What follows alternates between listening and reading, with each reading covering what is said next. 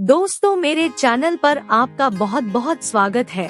अगर आप मेरे चैनल पर नए हैं तो कृपया मेरे चैनल को सब्सक्राइब जरूर कर दें और अगर आपको वीडियो अच्छा लगे तो कृपया लाइक, कमेंट और शेयर जरूर करें। चलो अब साखी शुरू करते हैं। साथ संगत जी, आज की इस सुंदर साखी में हम बात करेंगे कि जब कभी हमारे ऊपर मुसीबत आती है तो हम बहुत घबरा जाते हैं।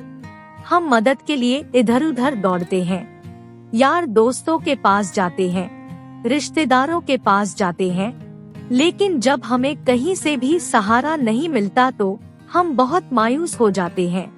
उस समय हमें लगता है कि हमारा कोई भी सहारा नहीं है। लेकिन साथ संगत जी, हमें असली सहारा कहाँ से मिल सकता है?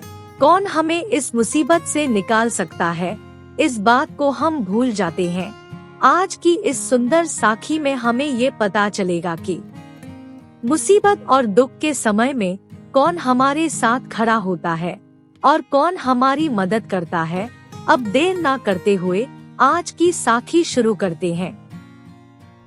एक बार की बात है, एक लड़का और लड़की बाइक तेज गति से चलाते हुए मौज मस्ती करते हुए जा रहे थे। उनको देखकर ऐसा लग रहा था जैसे दोनों ने कोई नशा कर रखा हो। तभी उन दोनों को एक पान की दुकान दिखाई दी।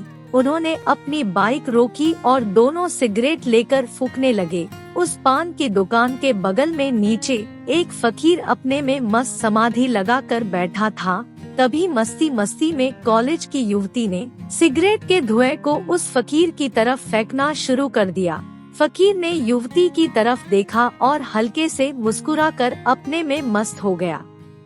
युवती ने अपने आशिक से कहा, देखो ये मुझे देखकर मुस्कुरा रहा है, मुझे छेड़ रहा है और तुम चुपचाप देख रहे हो। युवक ने कहा, छोड़ो, फकीर है, ऐसे ही मुस्कुरा दिया होगा।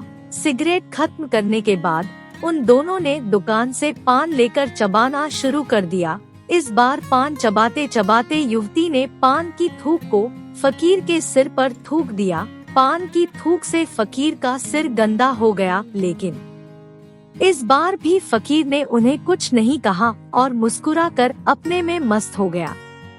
उस महात्मा को मुस्कुराते हुए देखकर युवती से रहा नहीं गया और वो अपने दोस्त से बोली, तुम कैसे दोस्त हो? ये फकीर बार बार अपनी बुरी नजरों से मुझे देखकर मुस्कुरा रहा है और तुम चुपचाप खड़े तमाशा देख रहे हो।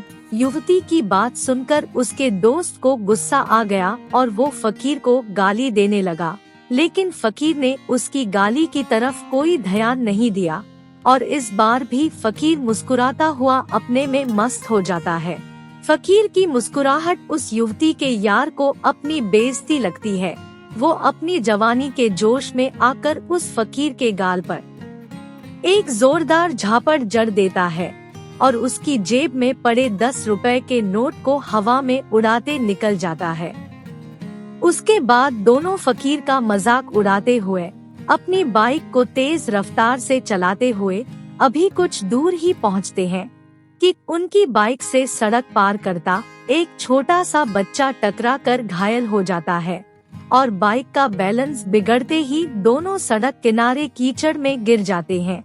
बाइक से गिरते ही युवती का पूरा मुख कीचड़ से गंदा हो जाता है और कीचड़ में पड़े पत्थर से टकराकर उसका सिर भी खून से लथपथ हो जाता है।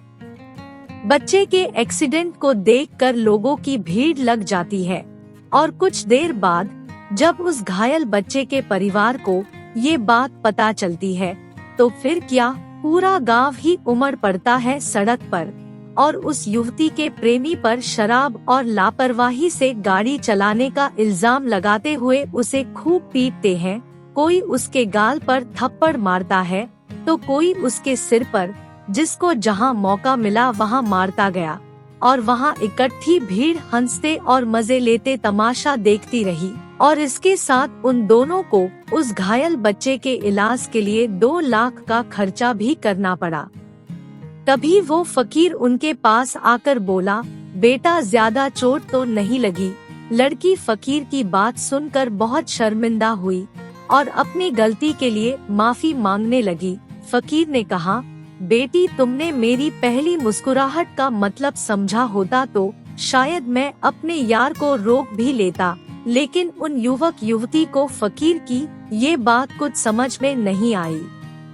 फिर फकीर ने उन्हें पूरा मामला समझाते हुए कहा, जब तुमने मुझ पर सिगरेट का धुआं फेंका तो मेरे यार, मेरे रब को ये बात पसंद नहीं आई, लेकिन मैंने तो मुस्कुराकर बात टालने की कोशिश की, लेकिन फिर तुमने मेरे सिर पर पान की थूक फेंकी। ये देखकर मेरे यार को और ज्यादा गुस्सा आया, लेकिन मैंने फिर मुस्कुराकर बात शांत करने की सोची, लेकिन उसके बाद फिर तुम्हारे यार ने मुझे गाली दी।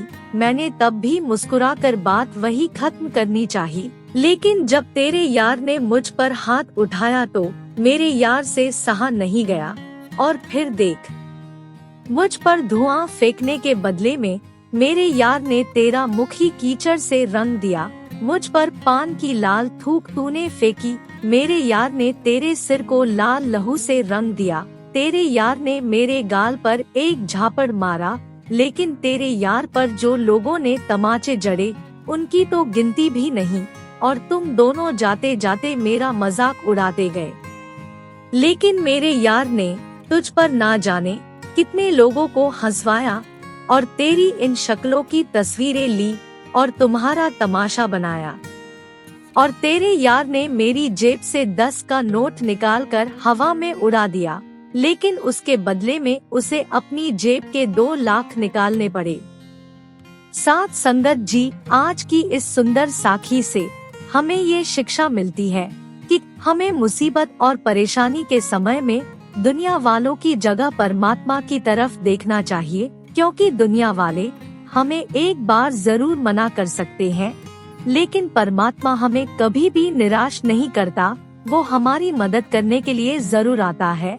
साथ संगत जी, परमात्मा कभी भी अपने भक्त को मुसीबत में नहीं छोड़ता, और जो परमात्मा का नाम जपते हैं उनके लिए तो परमात्मा 24 घंटे मदद के लिए तैयार रहता है।